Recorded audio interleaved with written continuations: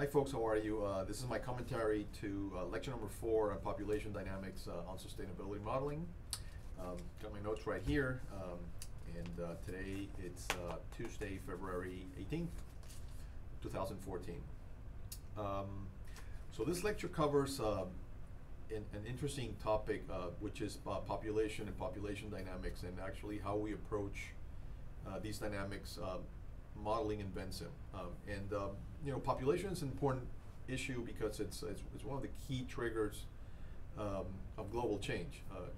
When population is something that's always changing, and it sort of trickles down and works its way through all sorts of other changes. Land use, potentially climate, and many other factors. So it's really important. And it's actually the first sustainability topic that I wanted to cover in this class, because it will be a constant theme throughout the rest of the class.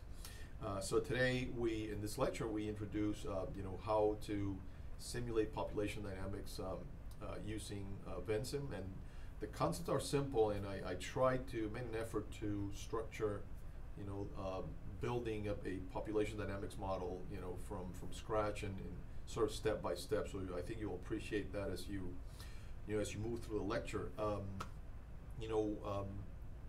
One of the interesting things that we introduce here is that we didn't do it in the previous model with the body weight. Was that what happens when you have feedbacks to the stock that depend on the value of the stock? So in this case, the growth rate of population, which is typically assumed to be a percentage of the existing population, then you will see that loop when the more population grows, the percentage as more people gets added to the stock, and that's how it moves through. And same with population death rate and other factors that are there. So I won't spoil it for you, and you'll see that in this lecture. But that's also an interesting. A little bit of a new thing that we introduced in this lecture. I think the other factor that's important that we cover in this lecture is the dynamics of population growth, which in this case we're using the logistics equation. And I encourage you to dig up more about the logistics equation. I didn't want to get too much into the math of the logistics equation, because this is not really a math class, but I did include in the Dropbox folder a little bit of notes on the theory behind the logistics equation and what it implies. And it's actually, when you look at it, it's fairly straightforward. It introduces this parameter that's referred to as the carrying capacity, which we haven't been exchanging a little bit on in our discussions in class. And in this lecture in particular, we explore through simulation, what is the impact of carrying capacity on how population evolves over time. So it's and we're going to be discussing this concept of carrying capacity in other settings, and with in sustainability issues. A couple of quick notes. One thing that I start making an emphasis in this lecture, but will be a constant through the class, is this emphasis on units of the different variables. Because we're adding and subtracting and multiplying things, it's really important to keep track of units.